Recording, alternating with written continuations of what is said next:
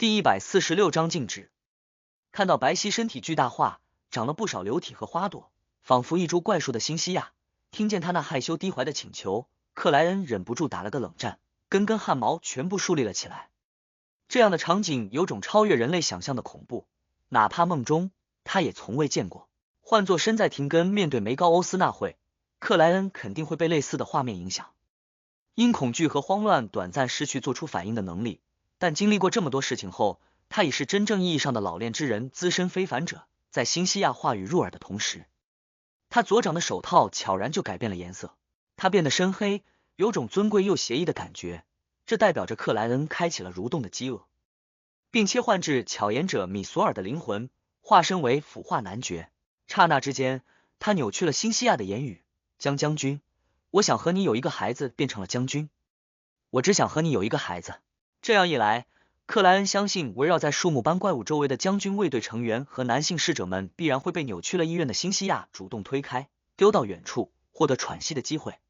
至于这是否会暴露自身并非真正艾弥留斯上将的问题，他并不关心。这种时候还在以真实扮演能否完成的人，肯定是相当严重的强迫症患者，而他显然不是。另外，各种欲望被放大到极致的环境里，克莱恩怀疑已经被影响到的其他人根本没办法注意战斗的具体情况。腐化男爵的扭曲能力无声无息发动了，但克莱恩愕然看见环绕辛西亚的那些男性们动作没有任何变化，未受到一点排斥。明明已经扭曲变异后的辛西亚竟然能直接抵御住这种影响。克莱恩瞳孔一缩，猛地向侧方跳了2步。他原本站立的位置，一根棕褐色的树枝钻了出来，顶端开着留下粘液的花朵，那花朵异常巨大，张开之间仿佛能吞掉整整一个人。克莱恩虽然没见过南大陆原始雨林内的食人花，但认为不会比这个更可怕更夸张。啪啪啪，墙壁、地板、天花板上钻出了一根又一根同样的树枝，它们带着湿漉漉的花朵，从四面八方追向了克莱恩。这个过程里，那些花朵顺便咬住了金发秘书吕尔安的脑袋，咬住了周围地毯上狂欢的卫队成员和男士女仆。此时，有了前面扭曲能力被抵御住的教训，克莱恩毫不犹豫抽出了右手，掌心紧握着那枚暗金色的高级符咒第9律。他原本没想这么快使用这枚符咒，不是舍不得，而是希望缠斗一阵，确认辛西亚变异成的怪物究竟擅长什么后，再做有针对性的削弱。毕竟第9律没法做宽泛的限制，内容必须足够具体，比如他无法让此地超凡失效，却可以指定其中一项非凡能力不发挥作用。要想让它的价值最大化，仔细的观察和敏锐的判断是前置条件。但是现在的状况让克莱恩不得不直接掀开底牌，否则他怀疑自己根本伤害不了那树木化的怪物。要是第9律符咒不能营造出可以击杀怪物的环境，我就立刻借助它逃出别墅，将辛西亚引到外面，然后找机会祈祷，去灰雾之上用海神权杖做饱和覆盖式攻击。念头一闪间，不断于树枝与花朵间跳跃躲避的克莱恩低沉念出了一个古赫密斯语单词律法。随着这开启咒文的回荡，克莱恩掌心的暗金色符咒一下变得冰冷，让人失去感情般的冰冷。这一刻，克莱恩借此达到了极端冷静的状态，在丢出第9律符咒的同时，思绪飞快闪现，考虑着该限制什么。他第一反应是禁止产生任何欲望，但明确知道这太过宽泛，所以想着改成禁止繁衍的欲望。毕竟辛西亚的意愿是想和艾弥留斯上将有一个孩子，他表现出来的对周围的影响也以这方面为主。就在第9律符咒飞至半空，化作点点暗金光芒向四周扩散时，克莱恩突然想到了一个问题：辛西亚之前是普通人，这是确凿无疑的事实。这3个晚上，克莱恩用灵视和占卜等办法反复确认过多次，相信辛西亚不是非凡者。同样的，如果他是能直接分辨普通人和非凡者的艾弥留斯上将早就发现了，所以他为什么会突然变异成怪物是一个必须重点注意的问题。难道像梅高欧斯那样，通过某些仪式成为了邪神降临的载体？不，如果有仪式，我不可能发现不了，灵性直觉会警告我不能开灵视，不能直视辛西亚，是他身上有什么物品和特性让外在的力量投影了过来，所以前面2晚没事，今晚突然一变。不管怎么样，他的可怕都来自于外界，并非本身。克莱恩在这1-2秒内飞快做出判断，不再犹豫，抓住时机。低沉开口道：“此地禁止与外界交互。”充满神秘意味的古赫密斯语瞬间荡开，四散的暗金光芒豁然交织成律法般的无数象征符号和魔法标识，并融入了虚空。嗡！克莱恩耳畔突有清明，似乎看见满是欲望感的无形光芒被排斥在了房间外面。旋即，他眼前浮现出一片虚幻又璀璨的星空，浮现出一颗绽放明亮光芒的星星。啪啪！克莱恩两只眼珠一下爆裂，混杂着血水的液体狰狞又恐怖的往外流淌。虽然他用第9律符咒隔绝了外来的影响，但那力量的位格极高，仅是正常的一点反噬，就直接穿透高级符咒的自然保护，炸掉了他的眼睛。这种伤害迅猛且没有征兆，克莱恩完全没有使用纸人替身的机会。就像当初的密偶大师罗萨哥，如果没有第9律符咒，他爆掉的何止是眼睛，说不定会变成新西亚一样的怪物。与此同时，高大树木般的新西亚静止在了那里，身体豁然崩解，化成了一滩长着褐绿色流体的血肉。周围的将军卫队成员和男性侍者们扑通扑通摔倒，昏迷在了床边和地上。新西亚的脑袋镶嵌在那团血肉里，口中喃喃自语道：“将军，我想和你有个孩子。将军，我想和你有个孩子。”他努力地伸展天花板，墙壁上的残余树枝一下将因反噬处于眩晕状态的克莱恩缠住，拖向了自己。克莱恩稍有恢复，立刻竭力挣扎，可不管是试图打响指点燃火焰，还是切换蠕动的饥饿，都因为双手双臂被牢牢捆绑，难以成功。借助小丑能力看见褐绿色的流体越来越近，克莱恩忽然心中一动，直接改变外貌，从艾米留斯上将变成了格尔曼斯帕罗，双眼满是血污的格尔曼斯帕罗。那缠绕的树枝顿了1秒，诡异松开，向着四周张扬挥舞，似乎想要抓住什么。新西亚的脑袋则满是失落和迷惑的低语道：“将军，你去了哪里？将军，你去了哪里？”没有了外来力量的持续性抵御，他终于被腐化男爵的扭曲影响，只想和艾米留斯上将有个孩子。放过了格尔曼斯帕罗，克莱恩翻身站起，右手按住双眼，猛地往下一拉，将爆裂的伤口转移至了左肩。左肩变得血肉模糊的同时，蠕动的饥饿染上了纯净又灿烂的光芒。克莱恩怜悯地看着血肉堆里的新西亚脑袋，往两侧张开了双臂，一道缠绕着神圣火焰的明亮光柱从半空降临，笼罩住了那个崩溃成血肉的怪物。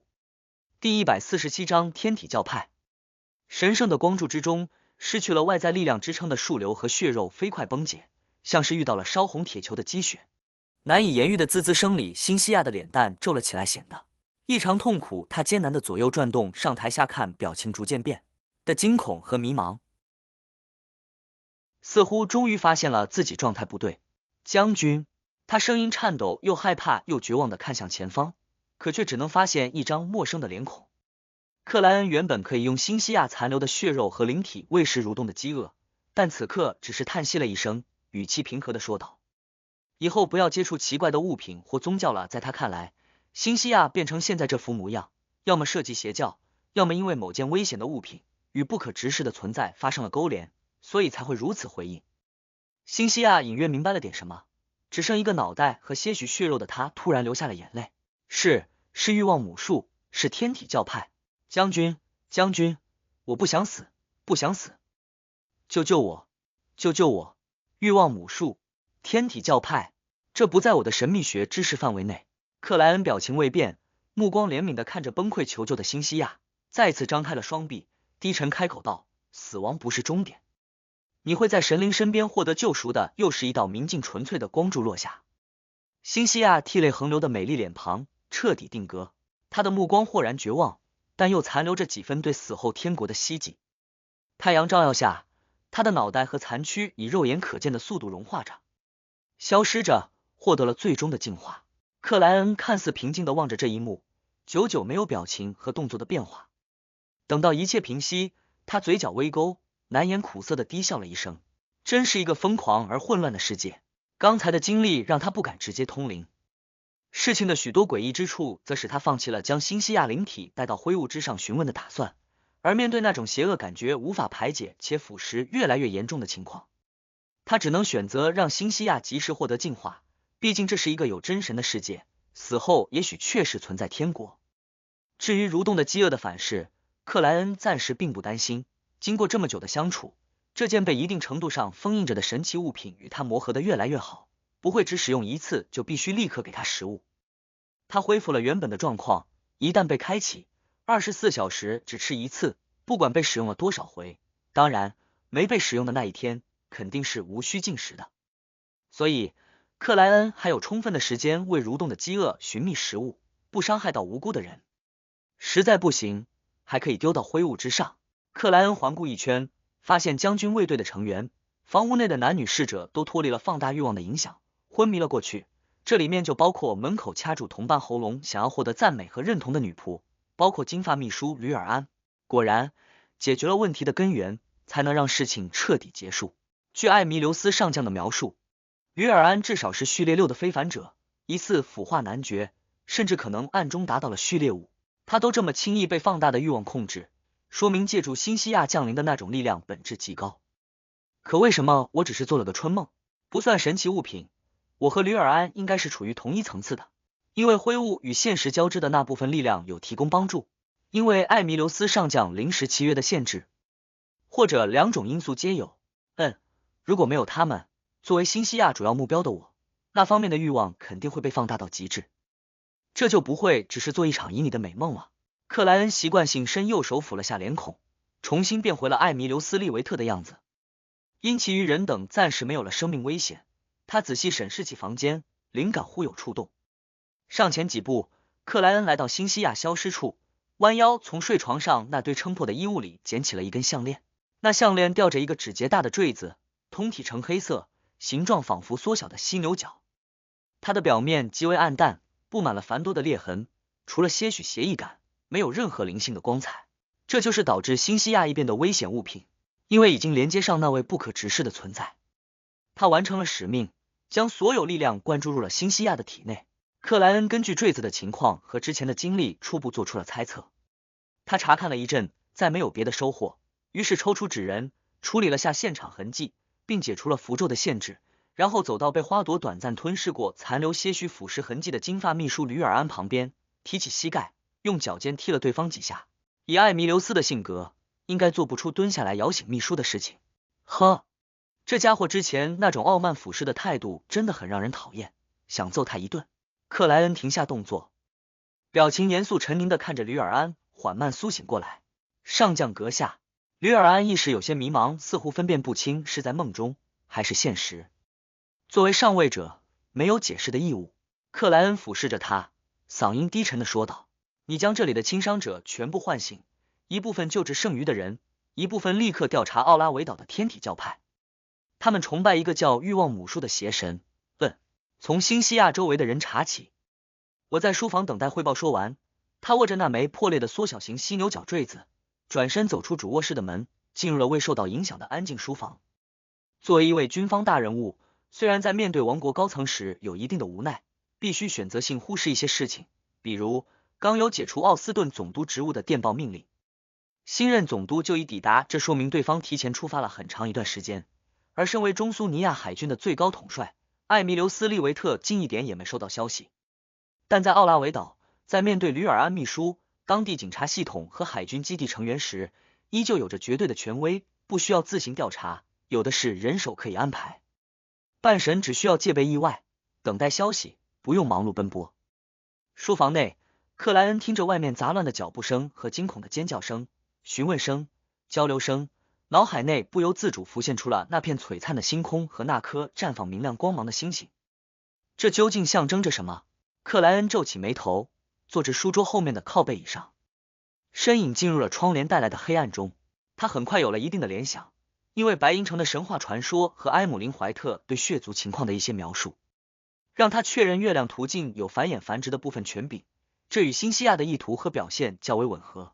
一片璀璨的星空，门先生告诉罗塞尔大帝，与神对应的塔罗牌是星星，而非月亮。难道这虚幻的星空就象征着它？原始月亮被怀疑为是某位神灵，天使或高位恶魔的马甲，雨神则有绯红之月的尊名。难道是他假冒原始月亮，占据了相应的位置，掌握了必要的权柄？克莱恩虽然知道这样的想法非常亵渎，但还是不可避免的怀疑起黑夜女神。但他很快就否定了这个猜测，因为不管吸血鬼始祖莉莉丝还是原始月亮，表现出来的都是纯粹的繁衍繁殖，不涉及食欲、傲慢和渴望认同的需求。这与之前部分受害者的表现矛盾，而黑夜女神的其余尊称也不包含相应的领域，这倒是符合恶魔途径的特点。欲望使徒是类似方面的专家。难道顶替原始月亮的真是一个高位恶魔，甚至是自称宇宙暗面的那位恶魔之王序列灵深渊？这个可能性很大，但问题在于这不应该呈现虚幻的星空和明亮的星星，无论月亮还是深渊都和类似的象征符号无关。克莱恩越推敲越觉得这个猜测有问题，思绪纷呈间，他突然联想到了一个概念，一个在他接触的神秘学知识里经常作为重要内容出现，却始终没有详细描述和解释的概念，那就是星界。除了生命学派等少数组织相信绝对理性世界等小众知识，大部分神秘学里，世界都是由现实、灵界和星界组成的。现实不用说，灵界的知识是许多仪式魔法和非凡能力的基础，只有星界在克莱恩的认知里基本一片空白。所以，虚幻的星空代表星界，明亮的星星是星界的某个存在。我一直怀疑星界是真神的居所，那这幅象征画面表示原始月亮也不是不能接受。克莱恩不再多想，一边回忆之前几天的细节性内容，一边等待属下们的调查结果。时间一分一秒过去，克莱恩终于听见熟悉的脚步声上楼并靠近。金发秘书吕尔安敲门进入，低下脑袋，冷静汇报道：上将阁下已经找到天体教派，抓到了他们的首领。这是辛西亚小姐的父母提供的线索。这个教派最近几年在奥拉维相当活跃，以不穿衣物、回归自然、放纵天性为宗旨，认为人类在这种状态下能获得灵性的解放。繁殖后代是这种理念的附属产物。停顿了一下，吕尔安补充道：他们的首领是一个非凡者，序列8的疯子，囚犯途径的疯子，与玫瑰学派有关。玫瑰学派内部存在节制和放纵两个派系，后者的理念与现场的状况也相当吻合。克莱恩心中一惊，表面却不动声色地说道：带他过来。第148章时间点。天体教派的首领叫弗莱特肯，是个30来岁的男子，瘦窄的脸上留着棕色的络腮胡，脖颈处有斜翼的青色纹身。他被吕尔安带到克莱恩面前时，整个人非常萎靡，仿佛已经受过严重的精神折磨。上将阁下，他在被抓捕的过程中连续用理智换取力量，精神已接近崩溃。金发秘书吕尔安不管艾弥留斯上将是否能看出具体的细节，都原本将事情汇报了一遍。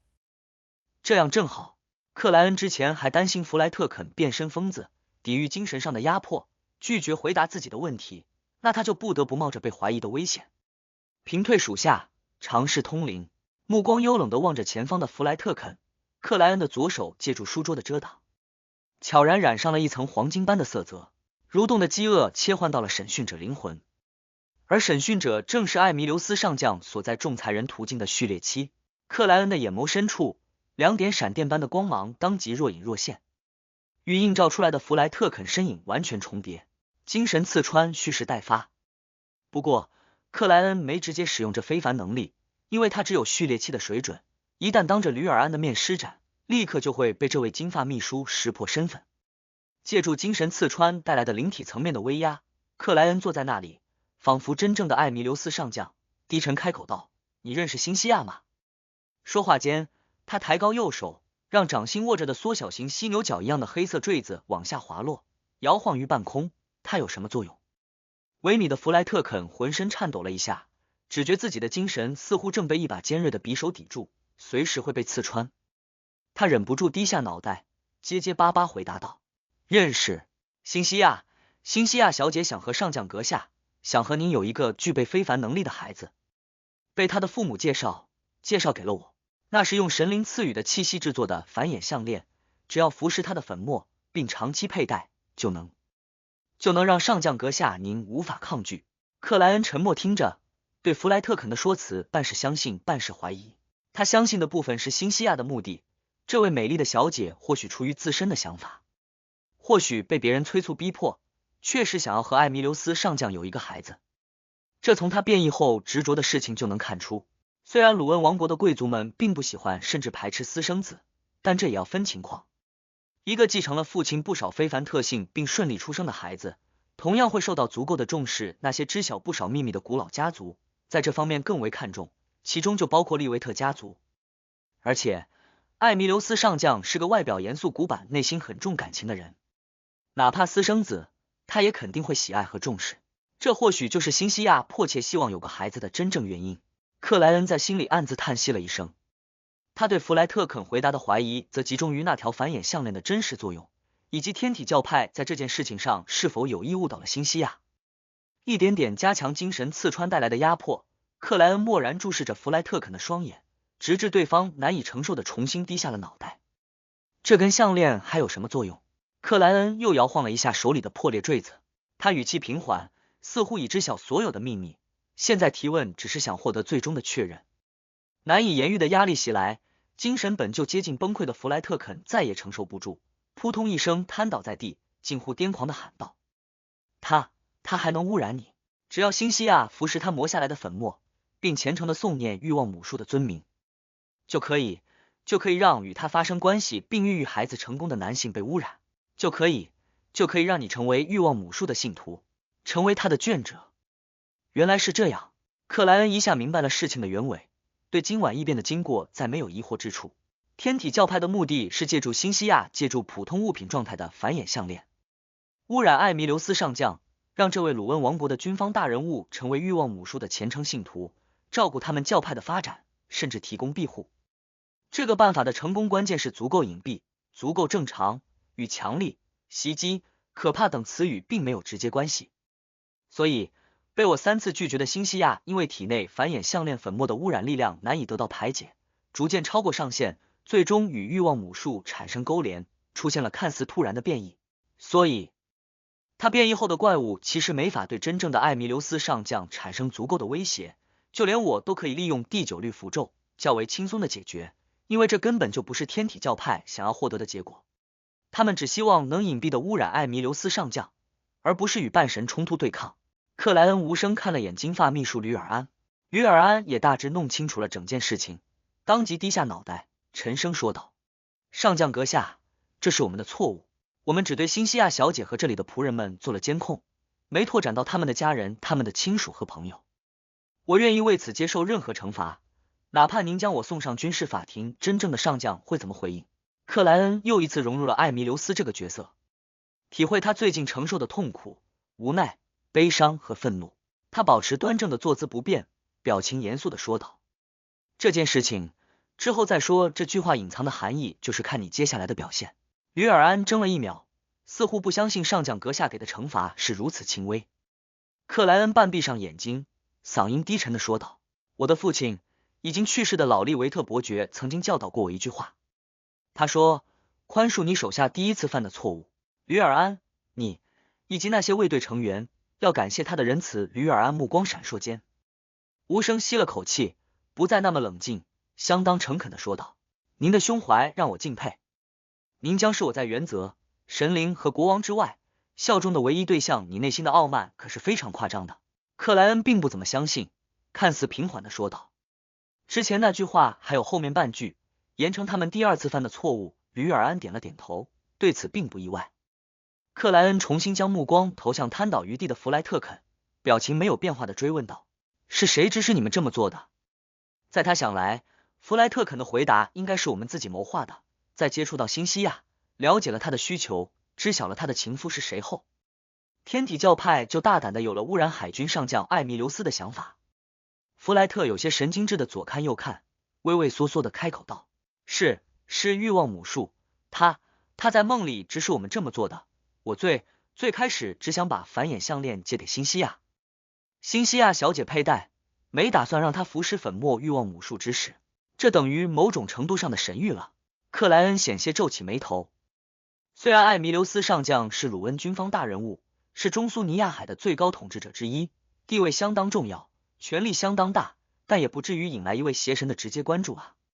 不过我不是邪神，我没法理解他们的思路，也许污染艾弥留斯后还皆有更多的计划。不排除弗莱特肯撒谎的可能性，等等确认一下。克莱恩想了想，严肃问道：“你是什么时候做那个梦的？”弗莱特挤出充满畏惧的笑容道：“是2月4日，上周周五晚上，我记得很清楚。我刚为一位夫人解放了灵性。2月4日。”克莱恩咀嚼着这个日期，一时没想到有什么特殊的地方。沉默2秒，他转而问道：“你们与玫瑰学派是什么关系？欲望母术与被缚之神是什么关系？”他不担心艾弥留斯上将其实知道这方面的事情，并且金发秘书吕尔安也有一定的了解，因为这完全可以理解为确认式的提问。弗莱特肯露出了竭力忍耐的狂热神色。我们就是玫瑰学派的一个分支，我的导师是玫瑰学派的圣者扎特温。被缚之神是欲望母术的一个化身，欲望母术是真正的、唯一的、超越七神和真实造物主的神灵。上将阁下，您是他眷者的人选。吹牛谁不会？是不是可以这么理解？欲望母术是被缚之神的马甲。据地下遗迹内那个疑似红天使梅迪奇的恶灵描述，囚犯途径和恶魔途径是可以互换的，所以玫瑰学派的被缚之神能放大生物的各种欲望很正常，他们内部也有节制和放纵派系的区分，这与现场的情况吻合。克莱恩想了想，侧头对吕尔安道：“你出去一下。”他打算询问弗莱特肯做过的坏事，看对方是否能作为蠕动的饥饿的食物。是，上将阁下。吕尔安没问为什么，快步走出书房，顺手关上了大门。随着啪嗒一声轻响回荡，整个书房突然变得安静，仿佛与外界有了隔绝。腐化男爵的非凡能力，扭曲关门这个动作的含义已封闭书房。很贴心嘛。克莱恩思索了几秒，回忆起了之前的一个联想，于是突然问道：“2月6日，周日傍晚，你们做过什么事情？”弗莱特肯愣了一阵道：“我们按照欲望母术给予的启示，借助繁衍项链和一位信徒提供的某个流浪汉的毛发，举行仪式，放大了对方的食欲。艾弥留斯上将原本的那个流浪汉替身果然是他们杀的，为的就是让上将无法离开，从而踏入陷阱，与辛西亚发生关系，遭受污染。”克莱恩瞬间将所有的事情串联在了一起，而我的出现提供了另外一种可能，巧合的破坏了这个计划。巧合？不对。脑海内闪过巧合相关单词的同时，克莱恩忽然记起了欲望母术给予弗莱特肯梦境启示的2月4日有什么特殊？那是他抵达奥拉维岛的第一天。第149章3天不见。不会这件事情是针对我来的吧？克莱恩心中一惊，整个人顿时变得异常清醒。作为一个屡次经历类似事情的人，他在这方面已经有点被迫害妄想症。真的有这种可能啊？我刚到奥拉维岛，欲望母术就借助梦境给予弗莱特肯启示，开始了整个计划。我和比尔特·白兰度第一次碰面的时候，天体教派的人举行仪式，让那个流浪汉替身暴食而亡。如果是针对艾弥留斯上将，计划必须保证失去替身的情况下，他找不到另外的帮手，或者没有别的办法隐瞒。很显然，这是不确定的。我的掺和就是明证。若目标是我，以上的问题就能得到解释。克莱恩用小丑的能力控制住脸部表情，沉默地注视着弗莱特肯。有了这样的猜测后，他心里旋即涌现出更多的疑惑。可他们怎么确定比尔特·白兰度会找我？格尔曼斯帕罗能变成任何人的情报是疾病中将特雷茜传出来的，属于欲望母术无法控制的因素。当然，这也能换一个角度来看。正是因为这个情报传扬开来，而我又抵达了奥拉维岛，欲望母术才降下启示，推动这件事情。可问题在于，他为什么要污染我？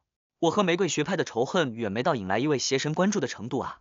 也就和沙伦小姐他们杀掉了一位序列5怨魂，一个序列6活尸，一个序列7狼人，夺走了深红月冕和生物毒素瓶。针对血之上将的狩猎则还没有真正开始，就已经中断，尚未付诸实践，只是干掉了钢铁麦维提而已。因这些事情到来的报复，甚至都不可能超过圣者这个位阶。是我本身有特殊，一上岛就与这里欲望母术气息形成的物品产生了某种程度的共鸣。但之前在贝克兰德，在廷根市，也没见哪位神灵遗留的圣物有不正常的反应啊。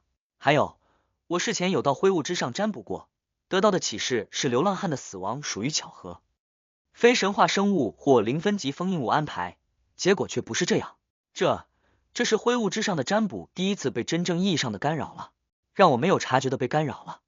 克莱恩思绪一滞，发现这才是最严重的一个问题。之前涉及0到8时，他都只是得不到有效的启示，而非结果被干扰，所以是超过0级封印物层次的力量，欲望母术亲自干扰，而且本身是真正的神灵。但是七神都很难直接影响现实世界啊，必须有相应的仪式。我也有在灰物之上占卜扮演艾弥留斯的危险程度，获得的启示是可以承受，事情的发展与这个结果完全吻合，这又没被干扰了。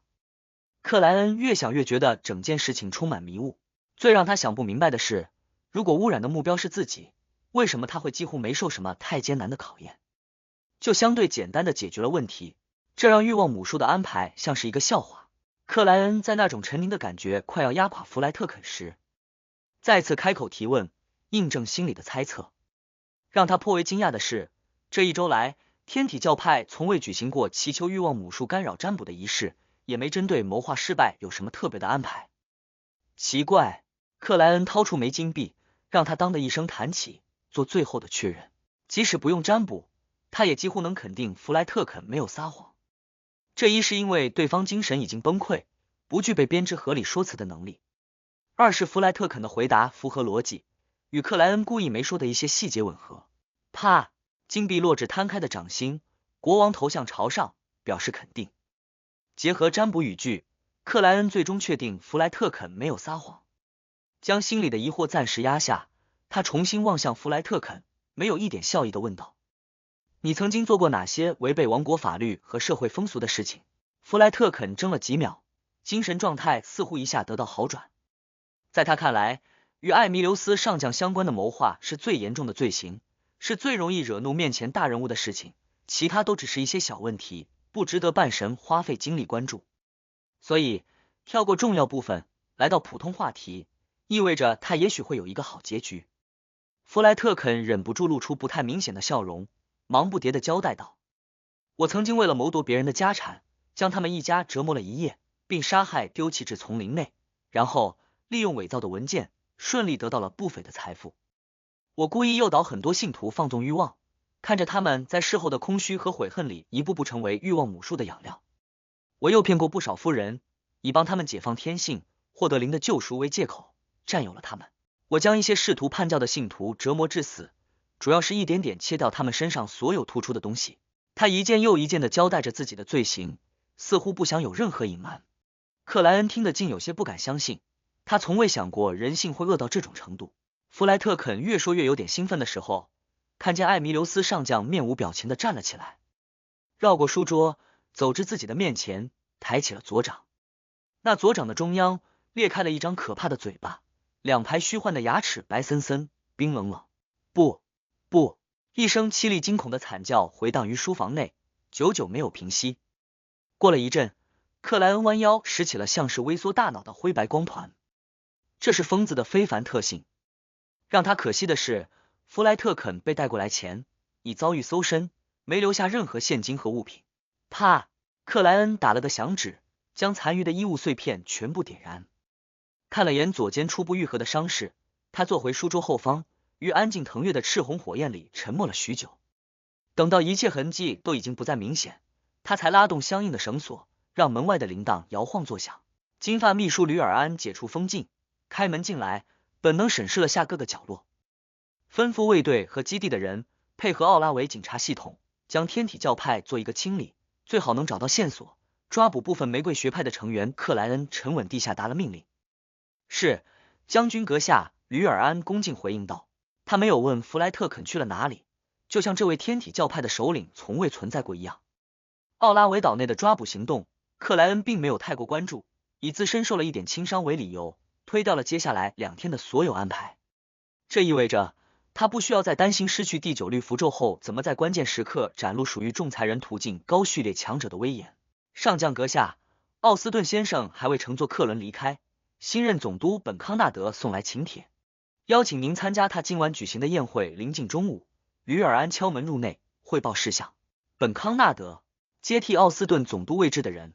据我所知，康纳德子爵家是王室的忠实簇拥。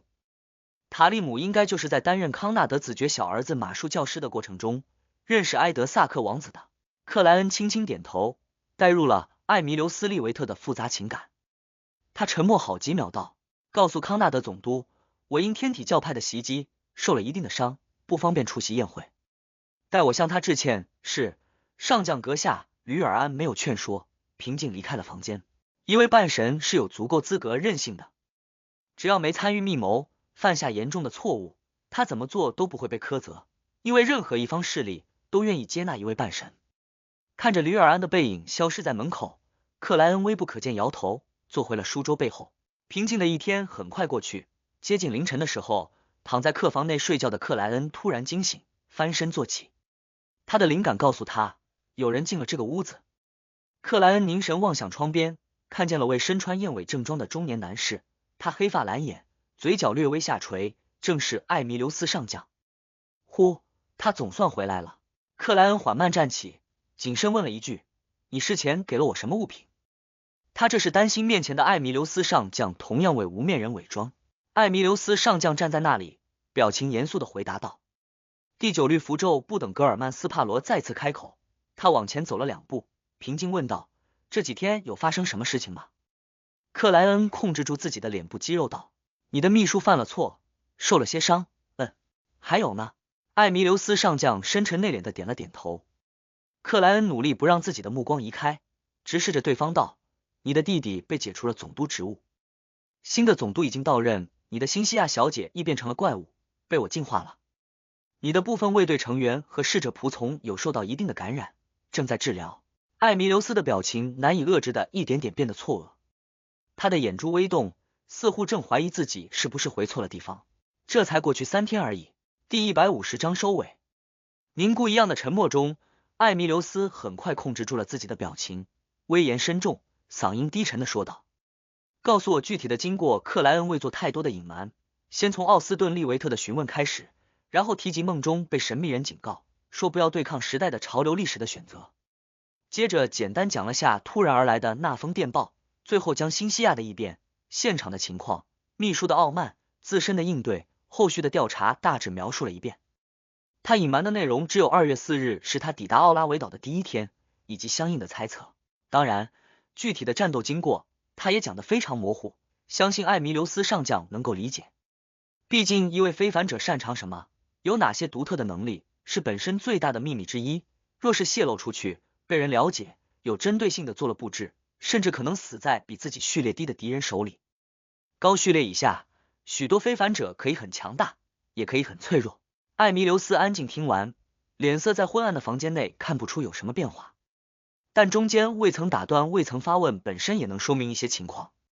默然几秒后，他沉凝开口道：“侵入你梦境的神秘人强调了时代的命运以及潮流。”是的。克莱恩已恢复格尔曼斯帕罗的脸孔，没刻意去解释神秘人未曾提及奥斯顿利维特的具体谋划。艾弥留斯又沉默了一下道：“你在梦中保持着我的样子？”“对，这是我的秘密。”克莱恩言语简洁的回答道。艾弥留斯不太明显地点了下头，于小范围内无声踱了几步，重新望向格尔曼斯帕罗道：“你的选择没有问题。”听到这句话，克莱恩仿佛得到了最终最有效的回馈。体内的魔药都随之消化了不少。低沉的嗓音回荡中，艾弥留斯侧过身体，将目光投向窗外，不含情绪的说道：“我原本没打算和替身签订契约，而是准备告知新西亚，说出现了失控的前兆，5天内没法和他亲近。但后来一些原因让我改变了主意，如果没有临时契约的强行限制，即使我能在平时的诱惑里坚持下来，昨晚也无法对抗放大的欲望。当然，新西亚提前知道5天限制后，就不会急着服食繁衍项链磨出的粉末，从而不会感应到欲望母数出现异变。但这样一来，主动权就在天体教派手上，他们可以找别的借口让新西亚服食。这件事情真的是针对我来的啊！欲望母数究竟想做什么？还有，又是什么原因让艾弥留斯上将做出了至关重要的改变？克莱恩隐约把握到了点关键，看着艾弥留斯的侧脸道：“什么原因？”艾弥留斯没有一点表情的开口：“你不需要知道。”克莱恩第一次如此痛恨这样的回应。想了想，他掏出那个破裂的坠子，将它丢给了艾弥留斯。这就是源于欲望母数的繁衍项链。艾弥留斯抬手接住，低头看了一眼道：“你可以离开了，去比尔特那里领取你的报酬。你都不担心我知道了什么不该知道的事情吗？”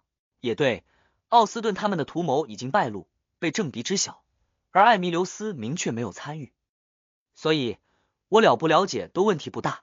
克莱恩还以为会有个长期的保密契约，谁知竟然可以就这样离开。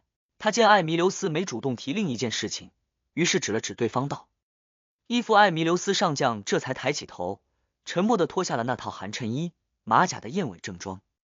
克莱恩原本还想以这次任务的难度超过了事先约定的界限做理由，索取额外的报酬，但隐约可以确认新西亚的事情因自己而来后，已心虚地放弃了这个打算。他快速脱掉舒适的睡袍，换上燕尾正装，循着艾弥留斯的指引，从窗口跃下，在一位位守卫不知被什么蒙了眼睛的状况里，悄然离开了这栋花园别墅。艾弥留斯套上睡袍，握住反眼项链，走到窗边，望着黑夜里的绯红之月和少量星星，沉默而立。他没有表情地站在那里，许久未曾改变姿势。啪！他紧握的左手略微松开，缩小型犀牛角般的破裂坠子随即以碎片的状态坠落于地，一粒一粒，一颗一颗。第二天中午，安心睡了一觉的克莱恩离开旅馆，坐马车至田柠檬酒吧，在2楼那个房间内见到了比尔特·白兰度。事情结束了，比尔特有些松气，有些惊喜地问道。克莱恩点了下头。艾弥留斯上将回来了，剩下的报酬呢？比尔特露出难以掩饰的笑容，在保镖都被他打发到门外的情况下，亲自去保险柜那里取出了500磅尾款和一枚蔚蓝色的袖钉。这是你提供的鱼人鳔制作的神奇物品，比尔特介绍道，它能提供隐藏于皮肤下的幻灵，让你像鱼一样难以被抓住，并帮你承受一定的伤害。有了它，你可以无保护下潜至少15米，在水下自由活动10分钟。它的负面效果并不大，只是让你在炎热或干燥的地方比正常更容易疲惫，也就是说，这枚袖钉和太阳胸针尽量不要混用。克莱恩伸手接过了钱和物。你不担心有问题？比尔特开了句玩笑。你的产业在这里，克莱恩平淡回答道。他的意思很简单，那就是出了问题，不害怕找不到负责的人。比尔特的笑容僵硬了1秒，转而说道，他还没有名字，你可以给他取一个鱼人袖钉。克莱恩没有去浪费脑细胞。好名字，非常形象。比尔特强行笑道。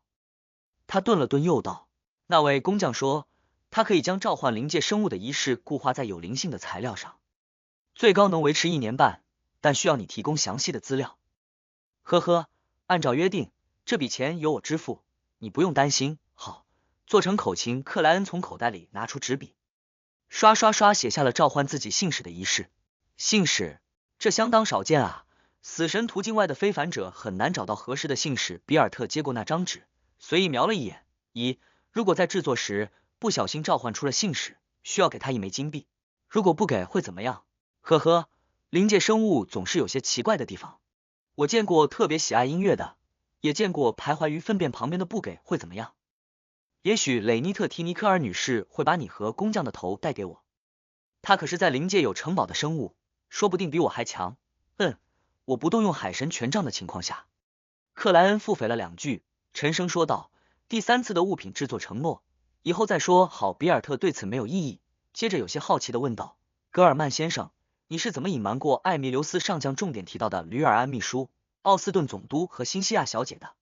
克莱恩竭力让脸皮未有抽动，按照资料认真揣摩，他没有具体讲述，站了起来，拿着帽子行了一礼，我该告辞了，合作愉快。比尔特笑着回应道。